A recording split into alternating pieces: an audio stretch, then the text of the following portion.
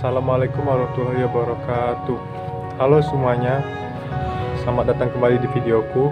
Di video kali ini saya akan membahas tentang pengangguran dan kebijakan pemerintah. Pengangguran adalah orang-orang dalam angkatan kerja yang saat ini tidak bekerja atau sedang mencari kerja. Pengangguran dapat dibedakan berdasarkan penyebabnya dan sifatnya. Secara garis besar, pengangguran berdasarkan penyebabnya terdiri dari 1. Pengangguran struktural. Pengangguran ini terjadi ketika para tenaga kerja tidak dapat mengikuti keterampilan yang diminta karena adanya perubahan struktur ekonomi. 2. Pengangguran konjungtur.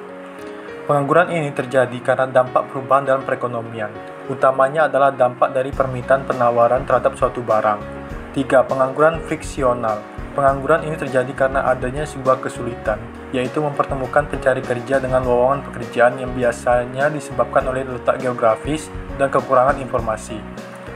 Lalu pengangguran berdasarkan sifatnya terdiri dari 1. Pengangguran terbuka. Pengangguran ini terjadi karena kurangnya kesempatan kerja yang ada. 2. Setengah menganggur. Pengangguran ini terjadi karena seseorang yang pekerjaannya kurang dari 35 jam per minggu. 3. Pengangguran terselubung. Pengangguran ini terjadi ketika ada tenaga kerja yang tidak bekerja dengan maksimal.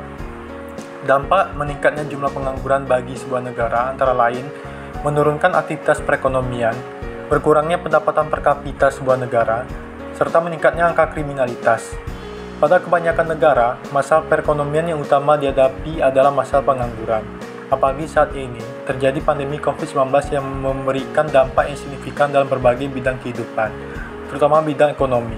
Kepala Badan Pusat Statistik Suharyanto mengatakan sekitar 2,56 juta orang menjadi pengangguran karena COVID-19. Dengan penambahan ini, jumlah pengangguran per Agustus 2020 menjadi 9,77 juta, terburuk sejak 2007, yang saat itu angka pengangguran yang dicapai adalah 10,01 juta orang.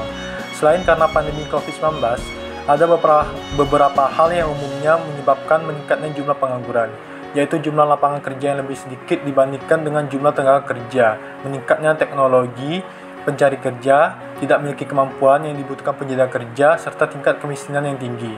Maka untuk mengatasi tingkat pengangguran tersebut, sejauh ini pemerintah telah melakukan berbagai upaya yang dapat mengatasi pengangguran, yaitu 1. Kebijakan fiskal.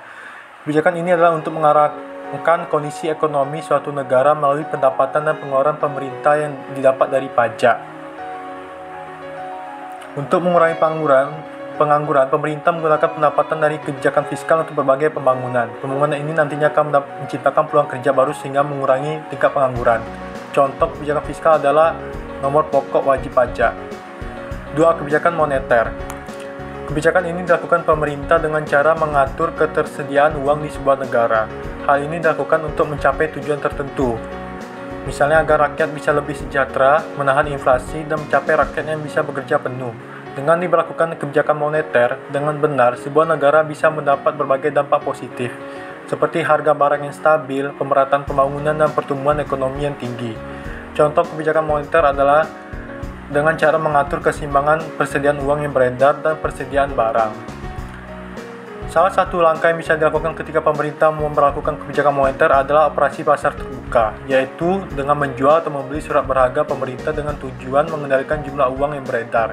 Contoh surat berharga pemerintah antara lain surat berharga pasar uang atau SBPU dan sertifikat Bank Indonesia atau SBI.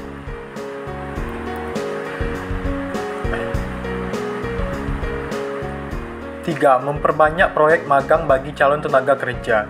Melalui proyek magang, calon tenaga kerja bisa lebih awal mempelajari dunia kerja yang sesungguhnya. Dengan begitu, mereka pun bisa menambah dan mempelajari keahlian baru.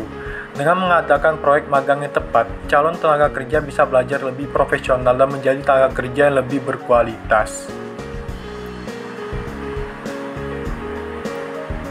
4. Meningkatkan kualitas tenaga kerja. Kualitas tenaga kerja yang kurang bisa menjadi alasan banyaknya angka pengangguran di sebuah negara. Jenis pekerjaan yang ditawarkan tidak sesuai dengan kualitas yang dimiliki para pencari kerja. Karena itu, penting bagi tenaga kerja untuk meningkatkan kualitas mereka. Latihan atau pengembangan profesionalisme tenaga kerja bisa menjadi jalan keluarnya. Selain itu, pendidikan yang merata juga sangat berpengaruh, baik pendidikan formal maupun informal. Pendidikan formal bisa didapat dari sekolah dan universitas.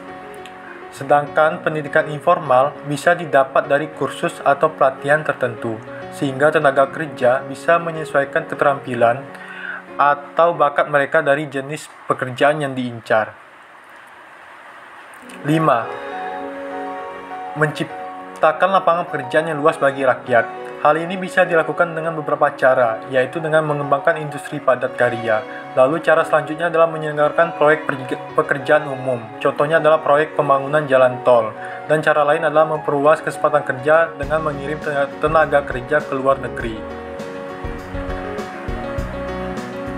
6. Meningkatkan kesejahteraan tenaga kerja. Hal ini bisa dilakukan dengan cara memberikan asuransi kesehatan dan jaminan sosial, menjamin keselamatan kerja, dan memenuhi hak tenaga kerja. Selain itu, perusahaan juga harus memenuhi upah minimum regional atau UMR. 7. Mengembangkan sektor informal. Pengembangan sektor informal dapat berperan penting dalam menekan angka pengangguran, karena untuk bekerja di sektor informal tidak diperlukan tingkat pendidikan yang tinggi, sehingga di negara berkembang yang tingkat pendidikannya belum merata, hal ini bisa sangat membantu, misalnya petani. 8. Program transmigrasi. Transmigrasi adalah program perpindahan penduduk dari satu tempat ke tempat lainnya. Program ini bisa memeratakan kesempatan kerja. Wilayah yang berada di pelosok pun bisa lebih berkembang dengan adanya pendatang, karena pendatang bisa mengembangkan usaha baru, sehingga penduduk asli pun bisa memiliki kesempatan kerja yang baru. Kesimpulan, pengangguran adalah masalah yang terus terjadi, bertambah dari tahun ke tahun. Persoalan pengangguran bukan sekedar bertumbuh pada makin menyempitnya dunia kerja, tetapi juga rendahnya kualitas sumber daya manusia yang dipunyai suatu negara.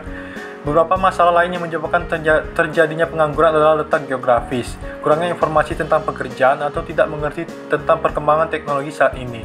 Jadi, selain dari berbagai kebijakan dari pemerintah untuk mengatasi pengangguran tersebut, pengangguran juga bisa ditekan dengan peningkatan kualitas tenaga kerja secara mandiri. Untuk meningkatkan kualitas tenaga kerja secara mandiri, bisa dilakukan dengan memanfaatkan berbagai pelatihan tersedia secara online.